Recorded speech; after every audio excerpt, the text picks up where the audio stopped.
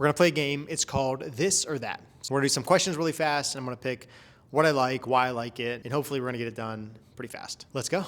This or that. I think I like Blue Hour the best. It's a little bit more unique.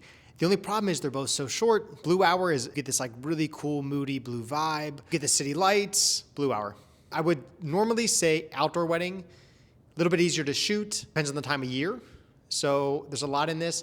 Right now, I'm really liking some indoor venues because you can get a little bit more creative with lighting, with flash, if it has the right aesthetic. Otherwise, I like outdoor because I like the versatility of the sun. So if you're in Pittsburgh, maybe indoor because the sun's not quite out that much in Pittsburgh. But if you're in Pittsburgh, the sun's out, outdoor. All right, classic portraits, candid moments. I don't know if you've learned anything about my style, but we have the Canditorial. Honestly, I don't think you can beat a candid moment. Catch someone genuinely laughing, smiling in the moment. That's always gonna win versus a classic standard portrait, even if it is beautiful and stunning. I like first look. First look wins because it gets the nerves out of the way. You get more time with your significant other on the wedding day, and it makes a little bit more time for photos, and the timeline runs a touch smoother, in my opinion. Full wedding album, 100%. I believe the appeal is seeing the entire story and the day unfold. So having, highlights are great. I love being able to see that, especially for sharing online. But there's something about seeing the day from start to finish, and just as the whole thing unfolds. Beautiful storytelling.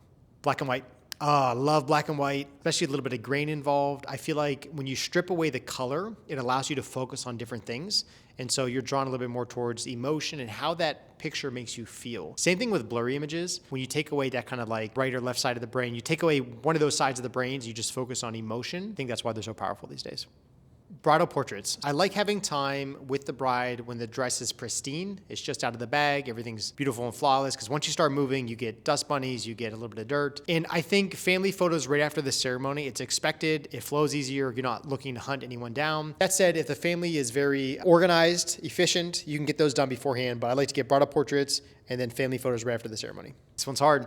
I like going to new places, new locations, because it activates a little bit more creativity because you're seeing something with fresh eyes. That said, I like the consistency of knowing the venue. And I think my clients really appreciate that as well because I understand what's going to work, what isn't going to work. And so you're taking all the guesswork out of a location. But the way I do is I still try to create something unique and special for every one of my clients, even if I've been to that venue hundreds of times. There's always new things to unlock. The couple's personality, you can play off things differently. But for me, the excitement of a new venue wins out.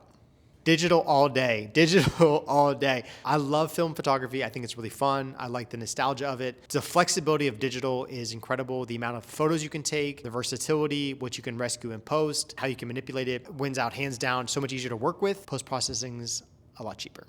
Editorial poses with natural expression is my opinion. People need direction. Unless you're a model, you don't know what to do with your hands. You don't know what's going to make you look great. Some people understand it, but being able to pose someone naturally but still have them look incredible, I think is the secret. So I would say it's a combination of both, but editorial posing with natural expression. Photo experience. Love a photo booth, but I also like the directed photo experience. You may have seen some in some of my videos, but we set up a portrait studio at a wedding and we're able to direct and get these incredible expressions out of people, pose them, create something a little bit more elevated in a photo booth. I love the grand ballroom affair. I love elopements. I love the simplicity of it. I love the time with the couple. But for me, as a photographer, I like seeing more details, more people, more to focus on, more to shoot. I think for me, that just unlocks a little bit more creativity. I wouldn't want to just shoot one. I like being able to shoot both, but if I had to pick, I like the big weddings.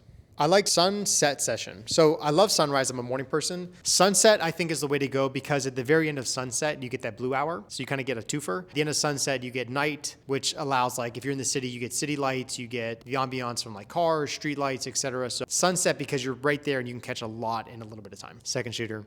I love having the help on the wedding day. I like being able to be in two places at once. When you're with the bride, someone's with the groom. If you're at cocktail hour, someone's getting details. Family photos, someone can get candids. So two photographers, twice the fun. Double mint gum.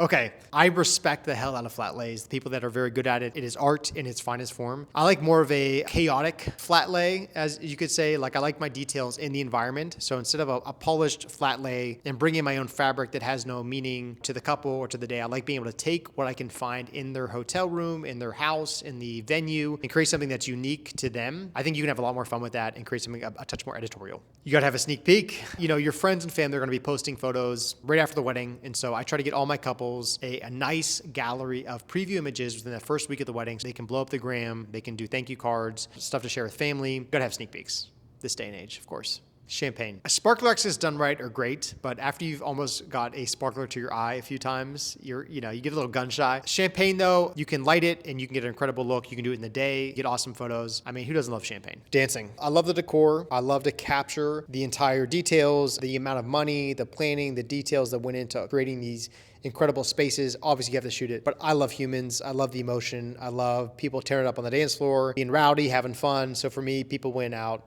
all the time.